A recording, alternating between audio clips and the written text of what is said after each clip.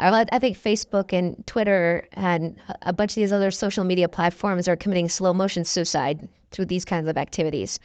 That was a stunning one, though, that they would give up this guy who's a laborer because he made a parody video or he made someone look foolish with editing. Well, you now have basically the media views it as their job to go after individuals they don't like. Yeah, I use media with air quotes in that regard. Yes, I don't think this is something that the New York Times would have done or anything responsible, but the media is getting more and more desperate, right? Because what happened was before the internet, you could have two local newspapers in every town, and you could have two local news stations, TV stations in every town. And then CNN came along and started commoditizing the news 24/7 broadcasts. And then the internet came along. That was the final nail in the coffin.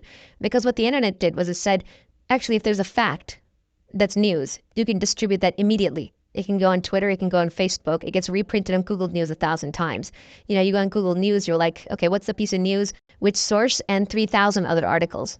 Too many. Right? Yeah. So news has become commoditized. So the entire news media has shifted into peddling opinions and entertainment. Yes. And so now they've become a variation between like cheerleaders, shock troops, enforcers, talking heads. So these are now tribal. But these are not propaganda machines signaling for their tribes. It's a right-wing one, there's left-wing one, right? There's the alt-right, there's control left, and the two of them are just fighting it out using their various media organs and memes. So basically, when you see one of these news organizations doxing an individual, that's like a tank running over a soldier. And that's what's going on. It's just a war. And so there's no such thing anymore as a neutral media commentator. The illusion of objectivity that journalism had is lost.